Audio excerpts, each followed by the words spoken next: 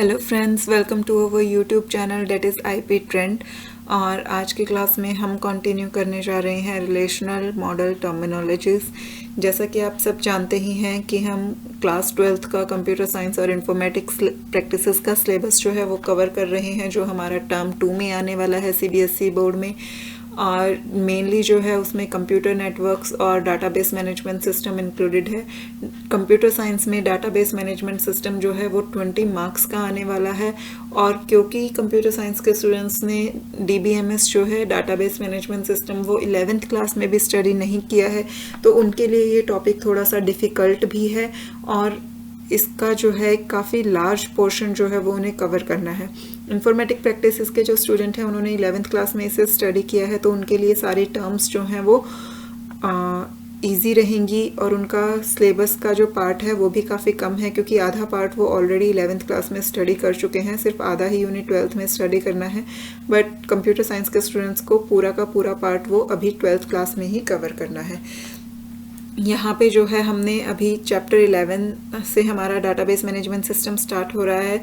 अभी हमने उसका पार्ट 1 जो है वो लास्ट क्लास में कंप्लीट किया था, जिसमें हमने अलग अलग टर्म्स के बारे में पढ़ा था जो डाटाबेस में हमारी यूज़ होती हैं। डाटाबेस का यूज़ क्या होता है, उसका पर्पस क्या है, रिलेशनल डाटाबेस मॉडल क्या होता है, इन सब चीज़ों के बारे में हमने डिटेल में डिस्कस किया था। आज हम उसमें जो टर्मिनोलॉजीज़ यूज़ होंगी उसके बारे में हम डिटेल में डिस्कस करने वाले हैं। तो चलिए स्टार्ट करते हैं।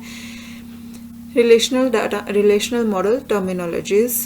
Relational model was propounded by E.F. Code of the IBM. जो IBM कंपनी है उसमें E.F. Code नाम के एक पर्सन थे जिन्होंने रिलेशनल मॉडल का एक्नॉलेज किया था, और उसके बाद से ही जो है वो एक बहुत ही इम्पोर्टेंट कॉन्सेप्ट रहा है डाटाबेस मैनेजमेंट सिस्टम टेक्नोलॉजिकली।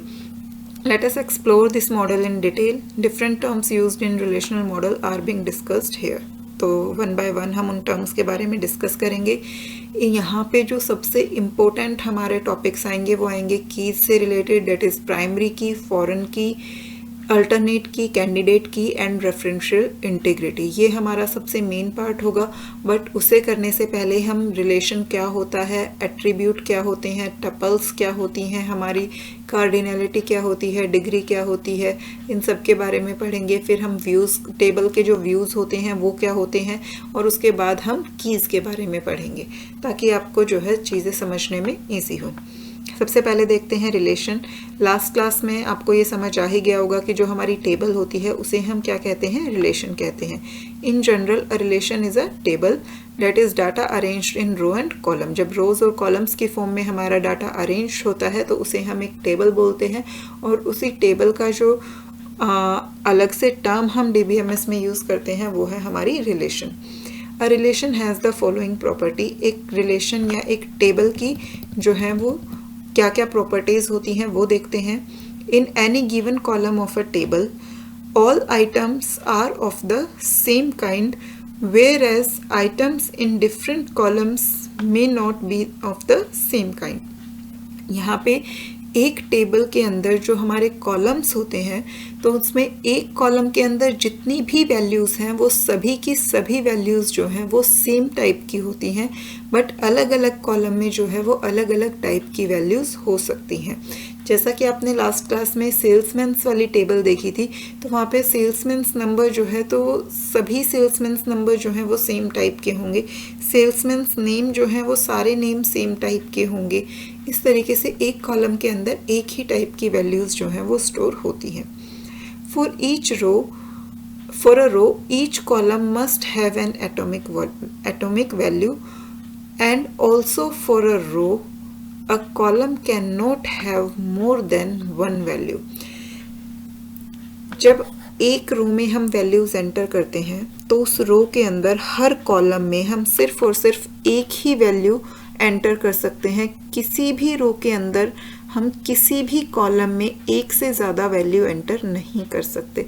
यहाँ पे आप सबसे कॉमन एग्जाम्पल जो देखते होगे जिससे आप इसे इजीली समझ सकते हो, अगर आप कोई भी फॉर्म फिल करते हो तो वहाँ पे आपके पास फ़ोन नंबर का ऑप्शन होता है, तो क्या आप कभी भी एक ही कॉलम के अंदर 2 फ़ोन नंबर्स इंसर्ट कर सकते हो?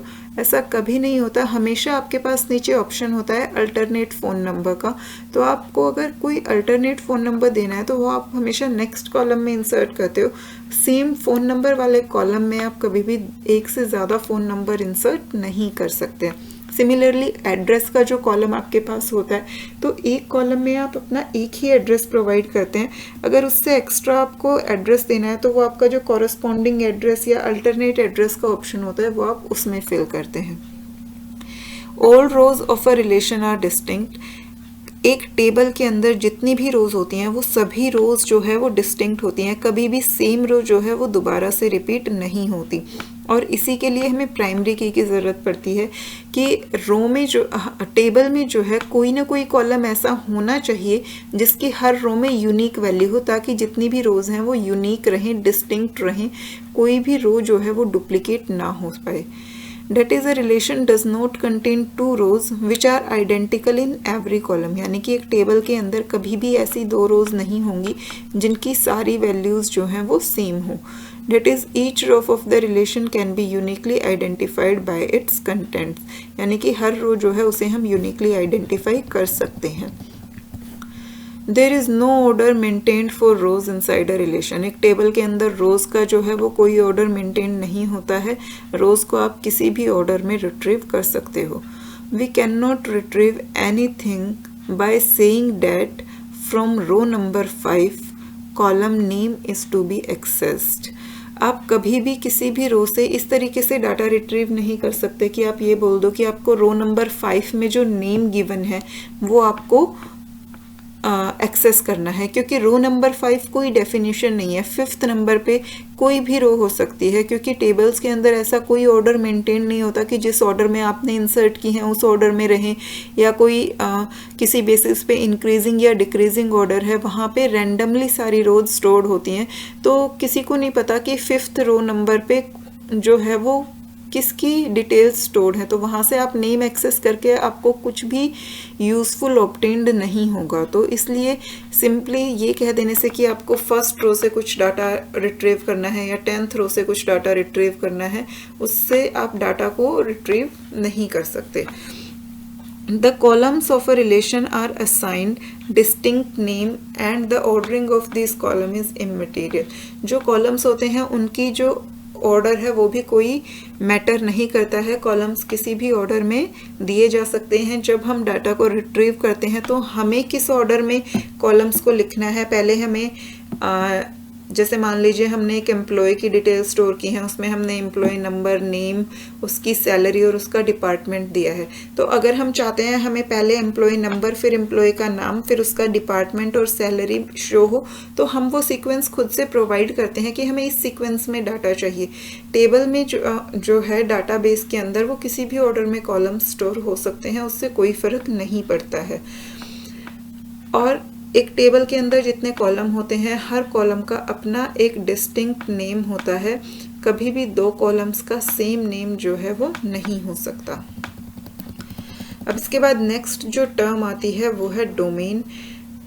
एक कॉलम के अंदर हम जो वैल्यू इंसर्ट कर सकते हैं उन सभी वैल्यूज़ की जो कलेक्शन होती है, जिस पूल से या जिस कलेक्शन से हम वो वैल्यूज़ ऑब्टेन करते हैं उसे हम कहते हैं डोमेन।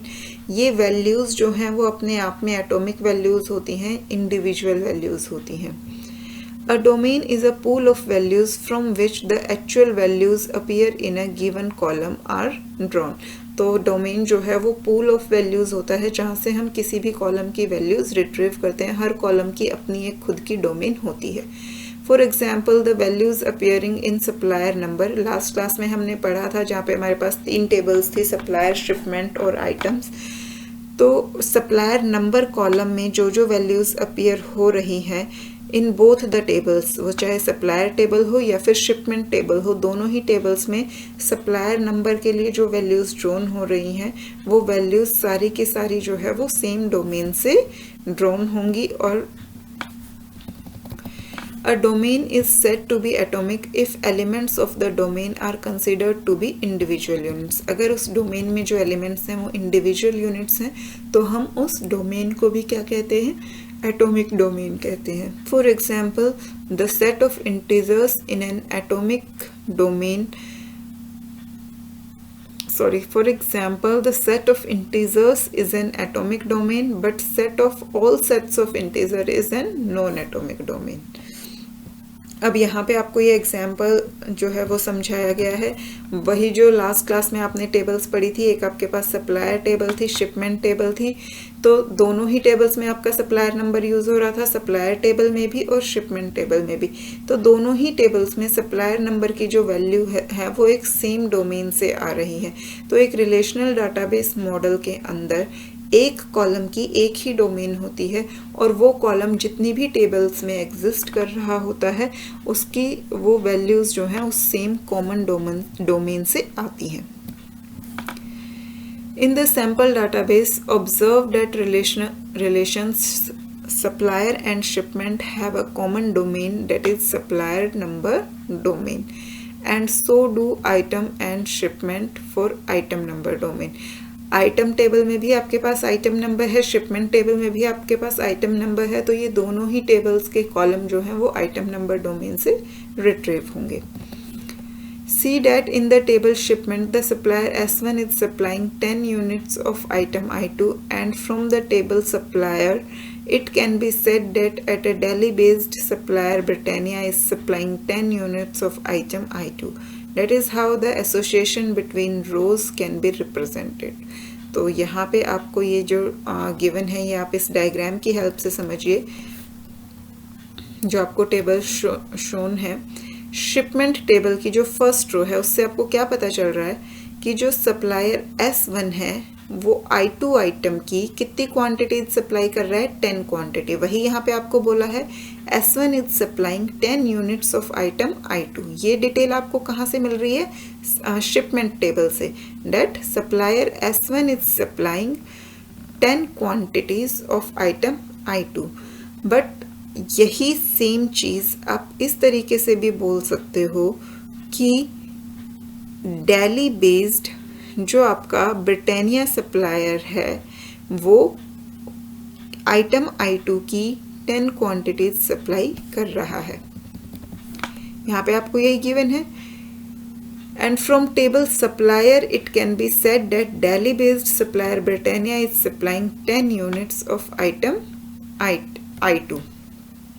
ये आप देखिए यहाँ से हमें सप्लायर का नंबर मिला, डेट इज S1. अब S1 सप्लायर का नेम और उसकी सिटी हमें कहाँ से पता चलेगी, इस रो से, कि इसका नेम क्या है ब्रिटानिया और इसकी सिटी क्या है दिल्ली. तो S1 सप्लायर जो है वो I2 आइटम की 10 क्वांटिटीज सप्लाई कर रहा है, या फिर हम ये बोलें कि दिल्ली बेस्ड ब्रिटानिया सप्लायर जो है वो आइटम I2 की 10 क्वांटिटीज सप्लाई कर रहा है. Both are the same thing. तो इसी तरीके से डाटाबेस में जो है वो टेबल्स आपस में रिलेटेड होती हैं. इसके बाद नेक्स्ट जो आता है वो है हमारा टपल्स. पहले भी मैं आपको बता चुकी हूँ कि टपल्स जो है वो हम रोज को बोलते हैं. The rows of a table are generally referred to as tuple. और एट्रीब्यूट्स जो हैं वो हम किसी भी टेबल के कॉलम्स को जो है हम क्या बोलते हैं, एट्रीब्यूट्स बोलते हैं. Columns of a table are generally referred to as attribute. तो रिलेशनल डाटा मॉडल में हम रो को टपल बोलते हैं, कॉलम को एट्रीब्यूट और टेबल को रिलेशन बोलते हैं.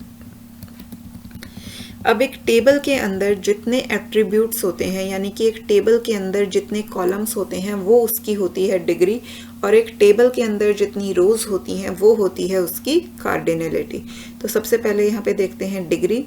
The number of attributes in a relation determine the degree of a relation.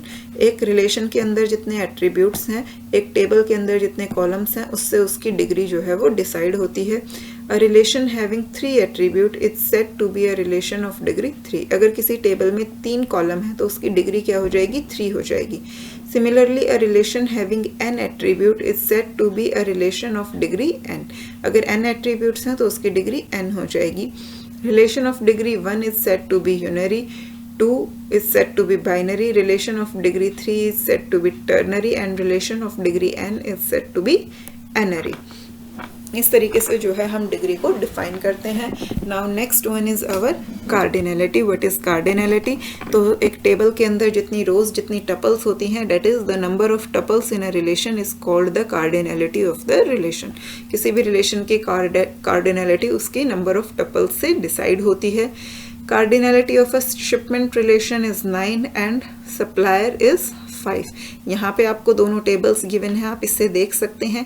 जो सप्लायर टेबल है यहाँ पे आपकी नंबर ऑफ रोज कितनी है, इस टेबल में 5 नंबर ऑफ रोज हैं, तो इसकी कार्डिनलिटी क्या हो जाएगी 5। और जो ये आपकी आइटम शिपमेंट टेबल है, यहाँ पे आपकी जो टोटल एंट्रीज हैं वो 9 एंट्रीज हैं, तो शिपमेंट टेबल की आपकी कार्डिनलिटी क्या हो जाएगी 9 हो जाएगी। नाउ नेक्स्ट हम आते हैं व्यूज। व्यूज क्या होते हैं और उसका यूज क्या होता है। ऑल्दो व्यूज़ जो हैं वो ज़्यादा डिटेल में हमारे सिलेबस में नहीं है, इसलिए यहाँ पर जो है उसको बहुत ही लिमिटेड वे में एक्सप्लेन किया गया है, तो थोड़ा सा आप ध्यान से समझने की कोशिश कीजिएगा, क्योंकि हमें इसमें बहुत ज़्यादा इन डेप्थ नहीं जाना है। सिर्फ ये पता होना चाहिए हमें व्यू क्या होते हैं और उसका पर्पस जो है वो क्या होता है।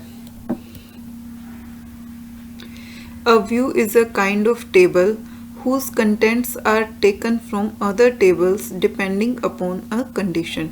यहाँ पे सबसे पहले हमें ये पता होना चाहिए कि जो व्यूज़ होते हैं वो एक्चुअल डाटा नहीं होता है। डाटाबेस में जो डाटा है वो टेबल्स की फॉर्म में स्टोर है, लेकिन हमने लास्ट क्लास में पढ़ा था कि जब हमें डाटा रिट्रीव करना होता है तो हम अपनी रिक्वायरमेंट्स के अकॉर्डिंग जो है डाटा को रिट्रीव करते हैं। जिस फॉर्मेट में हमें डाटा चाहिए होता है हम उसे उस फॉर्मेट में रिट्रीव करते हैं। कई बार हमें मल्टीपल टेबल्स से इंफॉर्मेशन पिक करनी पड़ती है डाटाबेस से, और वो सारी इंफॉर्मेशन जो है वो हमें अपने आप एक सिंगल टेबल के अंदर रिक्वायर्ड होती है। तो हम मल्टीपल टेबल से इंफॉर्मेशन पिक करके एक सिंगल टेबल क्रिएट करते हैं, जो कि उन टेबल्स में जो डाटा होता है वो हमारा एक्चुअली कहीं पे स्टोरेज नहीं है, क्योंकि जो एक्चुअल डाटा है वो मल्टीपल टेबल्स में स्टोर है, बट हमने अपनी रिक्वायरमेंट के अकॉर्डिंग हर टेबल का सिर्फ कुछ डाटा पिक करके एक वर्चुअल टेबल क्रिएट की है, ताकि हम अपनी रिक्वायरमेंट को फुलफिल कर सकें। और इस टाइप की जो क्रिएशंस होती हैं उन्हें हम बोलते हैं व्यूज़। यानी कि डाटाबेस में जो एक्चुअल डाटा है वो तो टेबल्स में स्टोर्ड है, बट जब हम उस डाटा को अपनी रिक्वायरमेंट्स के अकॉर्डिंग अलग अलग फॉर्मेट्स में रिट्रीव कर रहे हैं तो उन्हें हम बोलते हैं व्यूज़। क्योंकि वो एक्चुअल टेबल्स नहीं है, उन्हें हमने सिर्फ कुछ टाइम पीरियड के लिए क्रिएट किया है अपनी रिक्वायरमेंट को फुलफिल करने के लिए। A view is a kind of table whose contents are taken from other tables depending upon a condition। तो views जो हैं वो इस ऐसी tables होती हैं जिनका डाटा हमने दूसरी tables से लिया होता है। View do not contain data of their own। views का अपना खुद का कोई डाटा नहीं होता है। The content of a views are determined by carrying out the execution of a given query। तो जो हम query या जो हम हमारी रिक्वायरमेंट होती है उसके अकॉर्डिंग जो डाटा रिट्रीव हुआ होता है वो हमारे व्यू का कंटेंट होता है। Let us elaborate the concept. थोड़ा सा इसे डिटेल में समझते हैं। The kind of tables that you have come across with until now are called base table.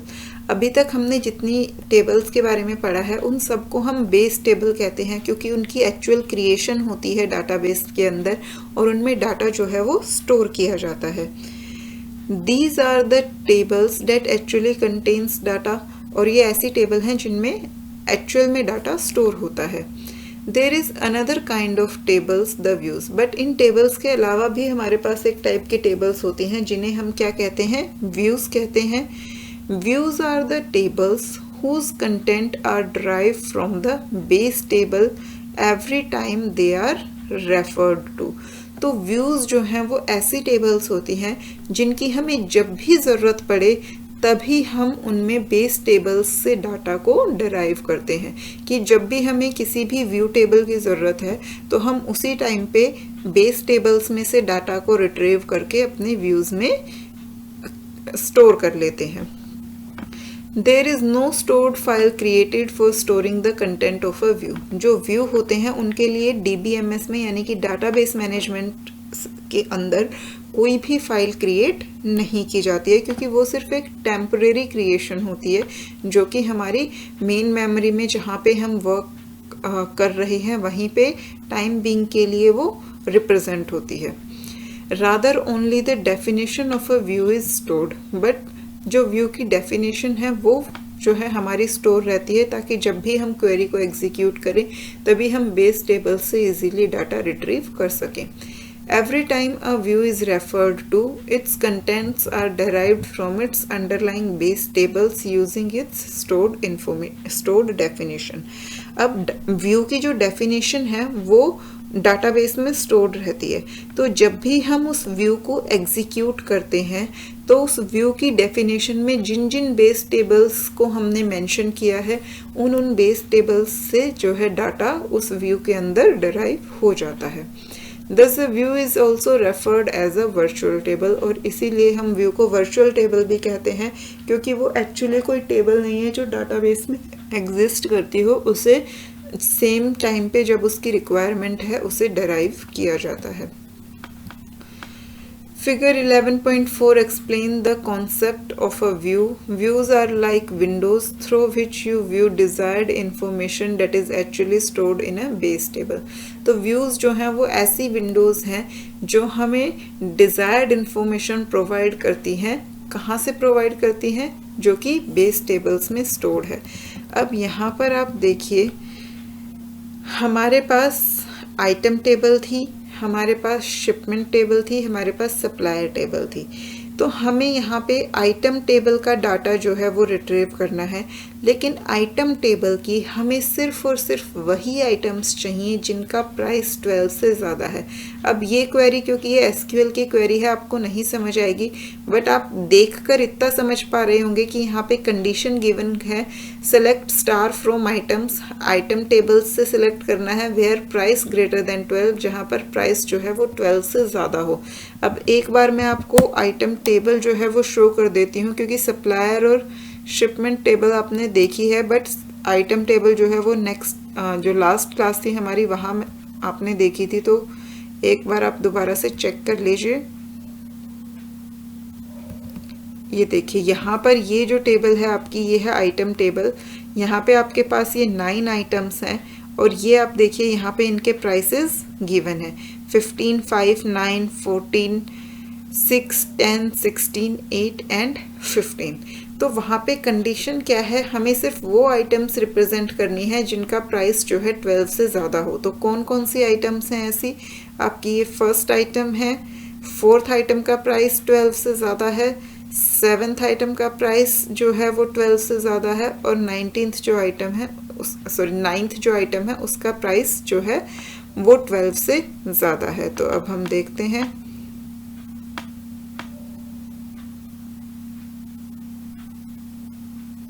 यहाँ पर देखिए, तो प्राइस 12 से ज़्यादा हो, हमें वो रोज़ चाहिए। तो यहाँ पर हमारे सामने ये एक टेबल क्रिएट हो गई जिसके अंदर सिर्फ 4 रोज़ हैं। कौन कौन सी रोज़ हैं जिनका प्राइस जो है वो 12 से ज़्यादा है, और इस टेबल को हमने नाम क्या दिया है, गुड आइटम्स। यहाँ पे आप एक क्वेरी में देख सकते हैं, create view good items as, एक व्यू क्रिएट करना है गुड आइटम्स। कैसे क्रिएट करना है कि आइटम टेबल से डाटा पिक करना है, कौन सा डाटा, जिसका प्राइस जो है वो 12 से ज़्यादा है। तो इस तरीके से जो है वो व्यूज़ क्रिएट किए जाते हैं। A view can be used just like any other table, और ये जो व्यूज़ हम क्रिएट करते हैं उन्हें हम नॉर्मल टेबल्स की तरह ही जो है यूज़ कर सकते हैं। It can be queried, updated, inserted into, deleted from and joined with other table. तो एसक्यूएल की जितनी भी क्वेरीज होती हैं, चाहे वो इंसर्ट की हो, अपडेट की हो, डिलीट की हो या फिर जॉइन की क्वेरीज हो, वो सारी की सारी हम व्यूज़ पे अप्लाई कर सकते हैं। Views greatly extend the control you have over your data. Views की वजह से हमारे डाटा के ऊपर कंट्रोल जो है वो बढ़ जाता है। अब एक्चुअल डाटाबेस में जो डाटा है, अगर आप उसका एक्सेस सबको देंगे तो उससे जो है डाटा की सिक्योरिटी को रिस्क होता है, लेकिन व्यूज़ की हेल्प से जो है हम एक्चुअल डाटा किसी को प्रोवाइड ना करके सिर्फ व्यूज़ प्रोवाइड करते हैं, जिसकी वजह से हमारे डाटा पे हमारा कंट्रोल जो है और भी ज़्यादा स्ट्रॉन्ग हो जाता है। They are an excellent way to give people access to some but not all the information in a table. Views की हेल्प से हम क्या करते हैं, यूज़र्स को सिर्फ कुछ इन्फॉर्मेशन जो उनके लिए रिक्वायर्ड है वही उसी का एक्सेस उन्हें प्रोवाइड करते हैं, और सारी इन्फॉर्मेशन जो है वो उन्हें रिप्रेजेंट नहीं करते। Even read only views can also भी क्रिएटेड, हम सिर्फ रीड ओनली व्यूज़ भी क्रिएट कर सकते हैं कि जो यूज़र्स हैं वो उसमें से कुछ भी मॉडिफाई या डिलीट ना कर पाएँ। which means they can be queried but they cannot subjected to update the commands, कि वो सिर्फ व्यू को क्वेरी कर सकते हैं, उससे डाटा रिट्रीव कर सकते हैं, बट उसमें कुछ भी इंसर्ट, अपडेट या डिलीट नहीं कर सकते हैं. Though there is a lot that can be discussed about views, yet we are not going further in explaining views as it is beyond the scope of this chapter and the book. तो जैसा कि मैंने आपको बताया था, हमें views को बहुत ज़्यादा उसमें डिटेल में नहीं जाना है, सिर्फ हमें बेसिक पता होना चाहिए कि व्यूज़ जो है वो क्या होते हैं. इसलिए यहीं पर हम इसका डिस्कशन स्टॉप करते हैं. आगे व्यूज़ पे कैसे वर्क करते हैं वो हमें अभी यहाँ पर पढ़ने की ज़रूरत नहीं है. Now next is structure of relational database, कि जो relational databases होते हैं उनका structure जो है वो क्या होता है. Consider items table of our sample database. जो हमने sample database लिया था जिसमें हमारी 3 tables थी, supplier, item and shipment. उसमें से हम item table को consider करते हैं. It has 3 attributes, item number, item name and price. ये मैंने अभी आपको दिखाया भी था, यहाँ आप ऊपर देख भी सकते हो. ये जो टेबल है, ऑल्दो इसकी सिर्फ 4 रोज यहाँ पे शो हो रही हैं, टोटल इसमें 9 रोज थी, बट इसमें 3 कॉलम है, item number, name and price. For each attribute there is a set of permitted values called the domain of that attribute. ये हम पढ़ ही चुके हैं. हर टेबल में हर कॉलम के लिए अपनी एक खुद की डोमेन होती है जिसमें वो सारी वैल्यूज स्टोर होती हैं जो उस कॉलम के लिए परमिटेड हो. For the attribute item name, for example, domain is the set of all item name. Item name column की जो डोमेन है उसके अंदर वो सभी आइटम नेम्स जो है प्रेजेंट होंगे जो कि एग्जिस्ट करते हैं. Let D2 be this set, और इस डोमेन का नाम जो है वो आप क्या रख देंगे, D2 रखेंगे. D1 be the set of item numbers and D3 be the set of prices.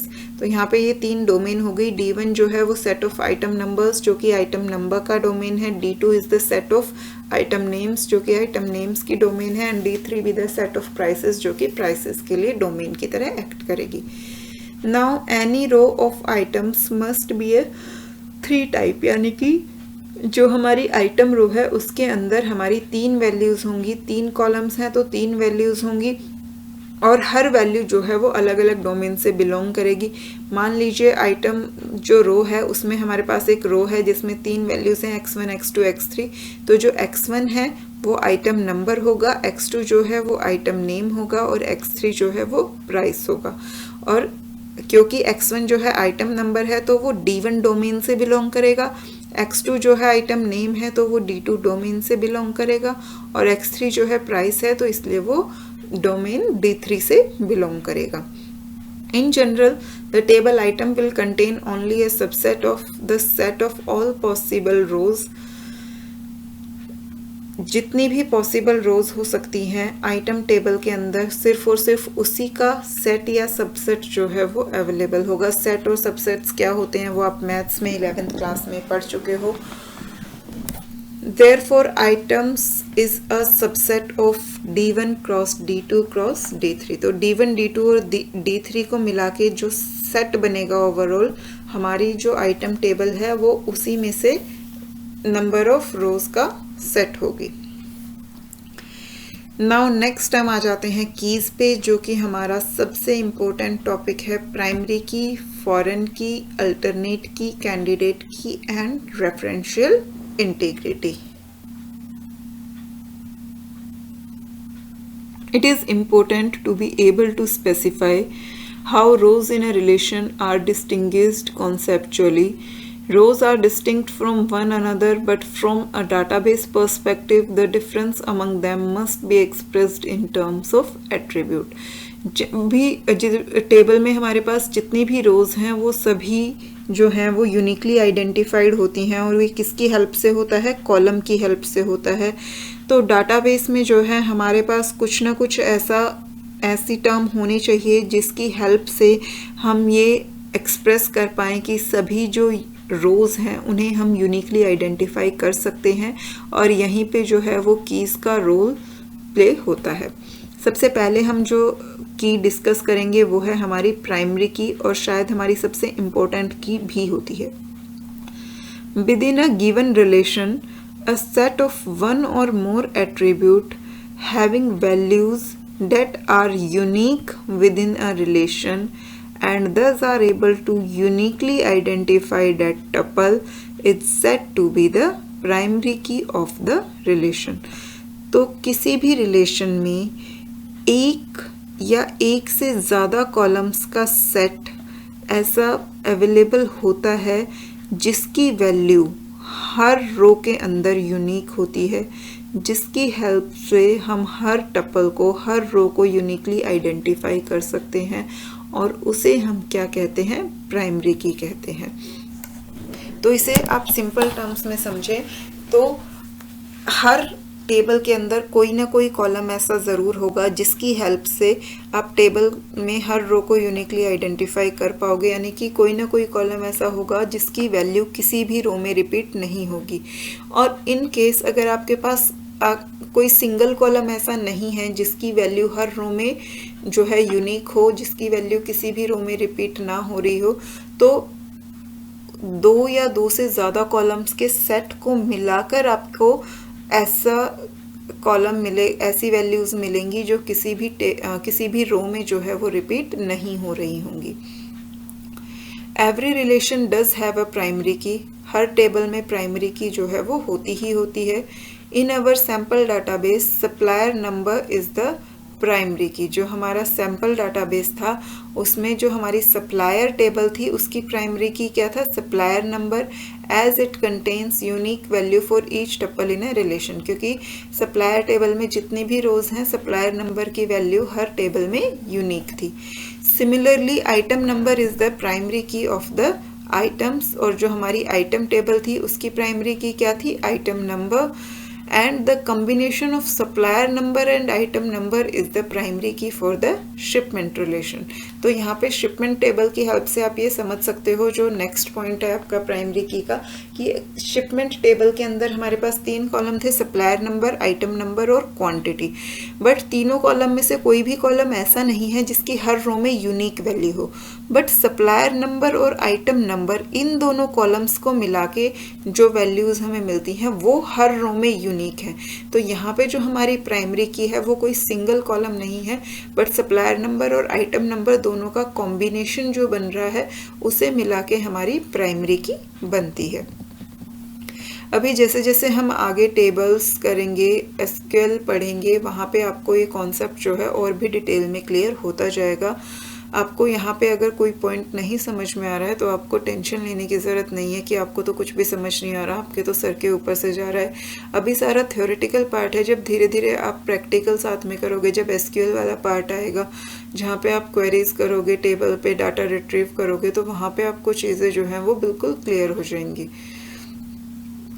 In some tables combination of more than one attribute provide a unique value for each row, जो कि हमने अभी shipment table में देखा। तो कुछ tables ऐसी होती हैं जहाँ पे एक से ज़्यादा कॉलम्स का कॉम्बिनेशन जो है वो हमें हर रो के लिए यूनिक वैल्यू प्रोवाइड करता है। In such tables the group of these attribute is declared as primary key, और ऐसी टेबल में उस ग्रुप को जिसकी वैल्यू हर रो में यूनिक है उस पूरे ग्रुप को हम क्या डिक्लेयर करते हैं, प्राइमरी की डिक्लेयर करते हैं। इन सच केसेस प्राइमरी की consists of more than one attribute, it is called composite primary key। तो ऐसे टेबल्स, ऐसे रिलेशंस जिनमें एक से ज़्यादा एट्रीब्यूट्स को मिला के हमें प्राइमरी की बनानी पड़ती है, तो उस प्राइमरी की को हम क्या बोलते हैं, कंपोजिट प्राइमरी की। द प्राइमरी की इज़ नॉन रिडंडेंट, यानी कि प्राइमरी की जो है उसकी वैल्यूज़ कभी भी रिपीट नहीं होती हैं। हर रो के अंदर आपको प्राइमरी की यूनिक वैल्यू मिलेगी, यानी कि जिस कॉलम को हमने प्राइमरी की डिक्लेयर किया है उसकी हर रो में आपको यूनिक वैल्यू मिलेगी। It does not have duplicate values in the same relation. तो नॉन रिडंडेंट का मतलब क्या है कि उसकी वैल्यूज़ जो हैं वो डुप्लीकेट नहीं हो सकती।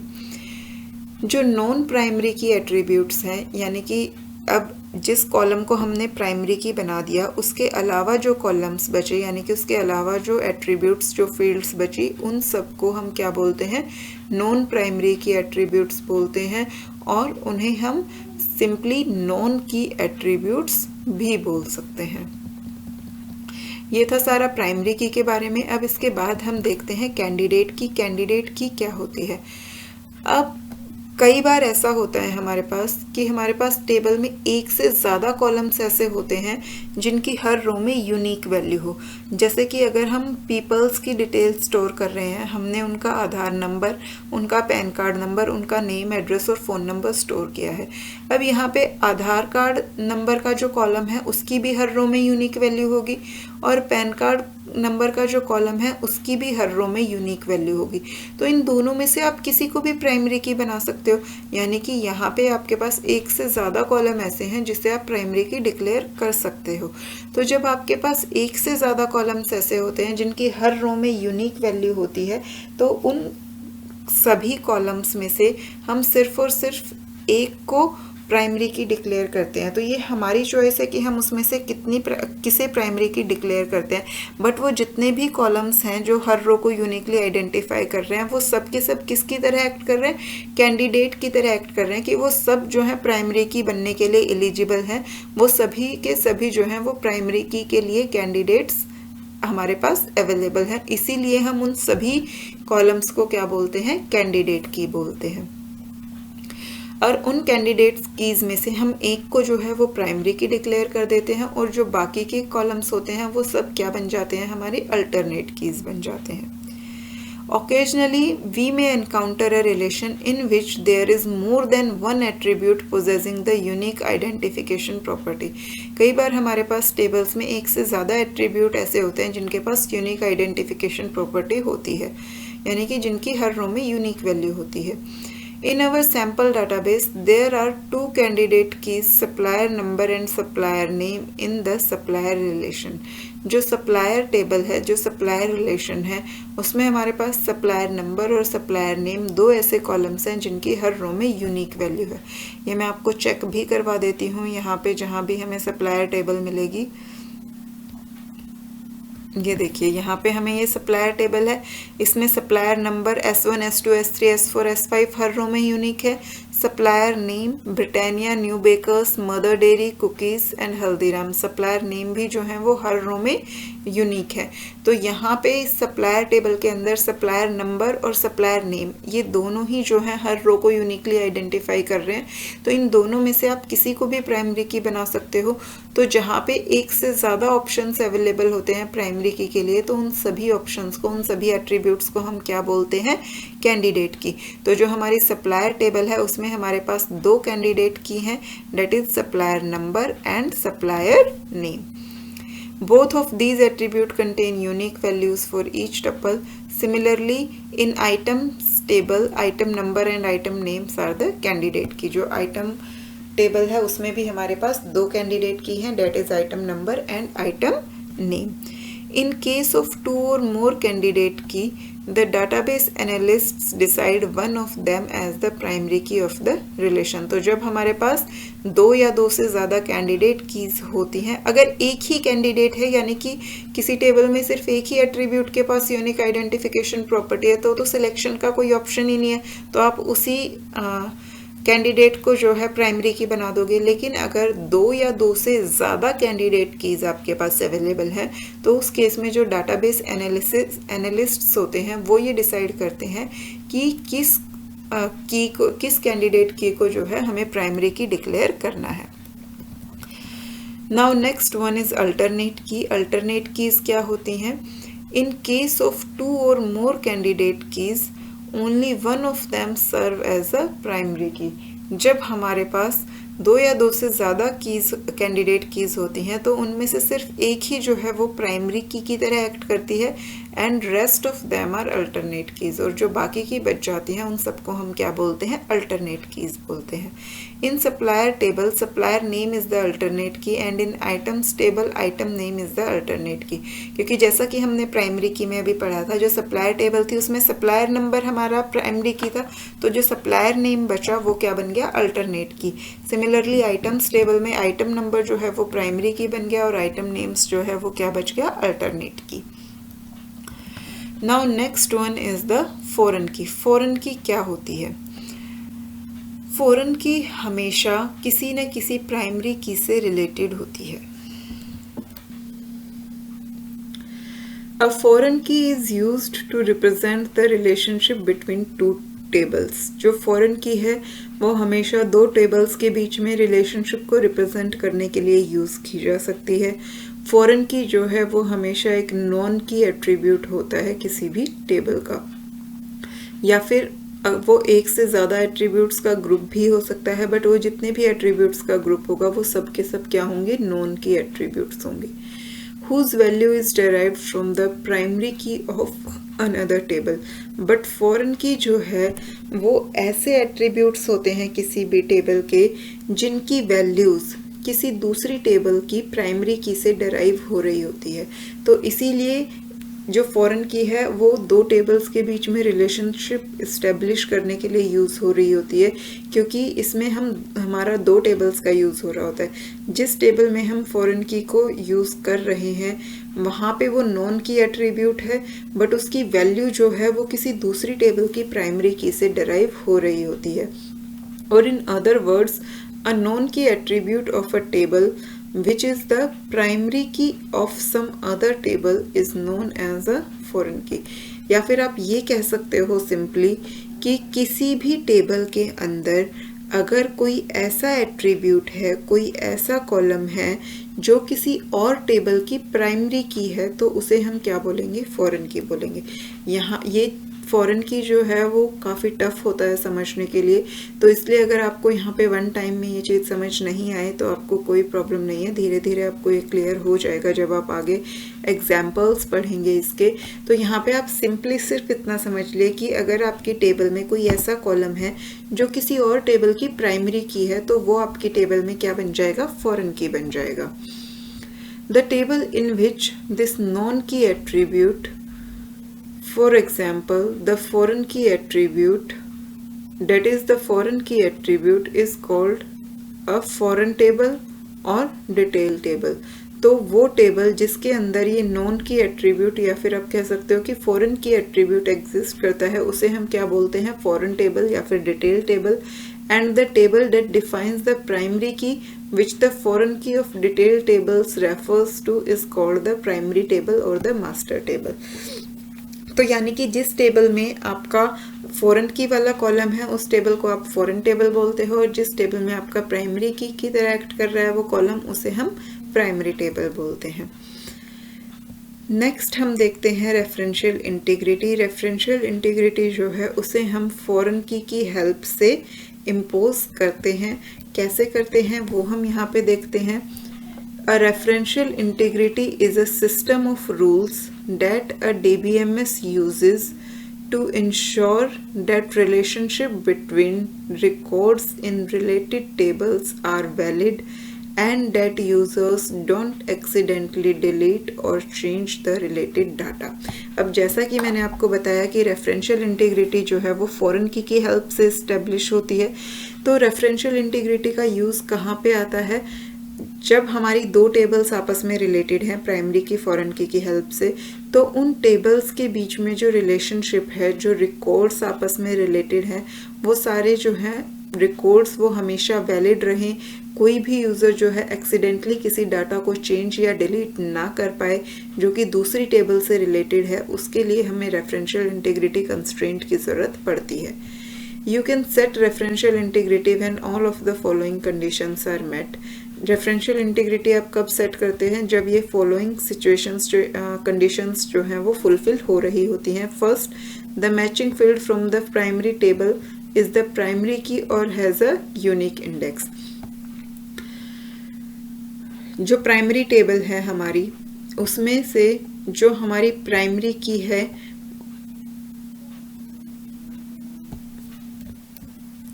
जो हमारी प्राइमरी टेबल है जिसमें से जो हमारी फील्ड दो टेबल्स में कॉमन फील्ड है, उन दोनों टेबल्स में से जो प्राइमरी टेबल है उसमें वो कॉमन फील्ड जो है वो प्राइमरी की होनी चाहिए, या फिर उसमें जो वैल्यूज़ हैं वो यूनिक होनी चाहिए. यानी कि या तो वो कैंडिडेट की होनी चाहिए या फिर प्राइमरी की होनी चाहिए. The related fields have the same data type. दोनों ही टेबल्स में उस फील्ड का डाटा टाइप जो है वो सेम होना चाहिए जो आपस में रिलेटेड फील्ड है. अभी अभी आपने फॉरेन की में पढ़ा था कि फॉरेन की जो है वो दो टेबल्स को यूज़ रिलेट करने के लिए यूज़ होती है। तो फॉरेन की कंस्ट्रेंट जब भी आपका होता है, आपका हमेशा दो टेबल्स होंगी, एक फॉरेन टेबल होगी, एक प्राइमरी टेबल होगी। उन दोनों टेबल्स में आपका एक कॉलम जो है वो कॉमन होगा, जो एक में प्राइमरी की तरह एक्ट कर रहा है और एक में फॉरेन की तरह एक्ट कर रहा है। तो रेफरेंशियल इंटीग्रिटी में हमारी फर्स्ट कंडीशन यही है कि जो प्राइमरी टेबल है उसमें जो वो कॉमन फील्ड आपकी है वो या तो प्राइमरी की होनी चाहिए और या फिर क्या होनी चाहिए, उसकी हर रो में यूनिक वैल्यू होनी चाहिए, यानी कि कैंडिडेट या अल्टरनेट की होनी चाहिए। दूसरी कंडीशन क्या है कि दोनों ही टेबल्स में उस फील्ड का, उस कॉलम का डाटा टाइप जो है वो सेम होना चाहिए। थर्ड कंडीशन क्या है, both tables belong to same database, दोनों ही टेबल्स जो हैं हमारी सेम डाटाबेस से बिलोंग करनी चाहिए। अगर वो अलग अलग डाटाबेस से हैं तो वो आपस में लिंक्ड होनी चाहिए और उन दोनों डाटाबेसेस का फॉर्मेट जो है वो सेम होना चाहिए। If the tables are linked table they must be of same DBMS format, यानी कि अगर वो अलग अलग डाटाबेस की हैं बट आपस में लिंक्ड टेबल हैं तो भी उनके डाटाबेसेस का फॉर्मेट जो है वो सेम होना चाहिए। And you must open the database in which they are stored to set referential integrity, और हमें उस डाटाबेस को ओपन करना पड़ता है जिसमें कि वो फिर स्टोर्ड हैं वो टेबल, ताकि हम रेफरेंशियल इंटीग्रिटी को सेट कर सकें। Referential integrity can not be enforced for linked table from database in other format. अगर हमारे पास अलग अलग फॉर्मेट के डाटाबेसेस हैं तो आप रेफरेंशियल इंटीग्रिटी को वहाँ पे एनफोर्स नहीं कर सकते हैं। बट अब अगर एक बार आपकी ये कंडीशंस फुलफिल हो गई, आपने रेफरेंशियल इंटीग्रिटी को एनफोर्स कर दिया, तो उसके बाद जो है you must observe the following rules. उसके अगर हमने रेफरेंशियल इंटीग्रिटी को सक्सेसफुली एनफोर्स कर दिया है तो हम जो है वो ये सारी चीज़ें ऑब्जर्व करेंगे। फर्स्ट वन क्या है, you can't enter a value in the foreign key field of the related table that doesn't exist in the primary key of the primary table। तो जो हमारी related tables हैं उनमें से फॉरेन टेबल वाली जो हमारी फॉरेन की है उसके अंदर आप कोई भी ऐसी वैल्यू इंसर्ट नहीं कर सकते जो आपकी प्राइमरी टेबल की प्राइमरी की में एग्जिस्ट नहीं करती है। मैं आपको एक बार फिर से बता रही हूँ, यहाँ आप ये चीज़ थ्योरेटिकली पढ़ रहे हैं और यहाँ पे आपको इसे समझाने के लिए कोई एग्जाम्पल भी नहीं दिया गया है बुक में, बट आगे जब हम SQL वाला पार्ट करेंगे और मैं आपको प्रैक्टिकली ये चीज़ करके दिखाऊंगी, हम अलग अलग टेबल्स क्रिएट करेंगे, वहाँ पे प्राइमरी की क्या है, फॉरेन की क्या है, दोनों टेबल्स आपस में कैसे रिलेट कर रही हैं, कैसे हमने रेफरेंशियल इंटीग्रिटी को एनफोर्स किया है, वो सारी चीज़ें मैं आपको प्रैक्टिकली करके दिखाऊंगी, तब ये पिक्चर आपके माइंड में बिल्कुल क्लियर हो जाएगी। इसलिए अभी अगर आपको कुछ डाउट्स हो रहे हैं तो आपको ज़्यादा कंफ्यूज होने की ज़रूरत नहीं है। बाकी अगर आप इसे एक बार ध्यान से सुनेंगे, समझेंगे, रीड करेंगे तो आपको ये चीज़ जो है वो ज़रूर समझ आएगी। So you can't enter a value in the foreign key field of the related table that doesn't exist in the primary key of the primary table. However, you can enter a null value in the foreign key.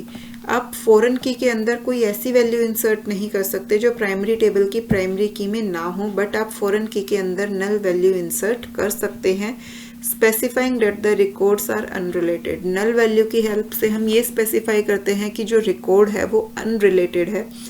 For example, you can't have an order that is assigned to a customer that does not exist.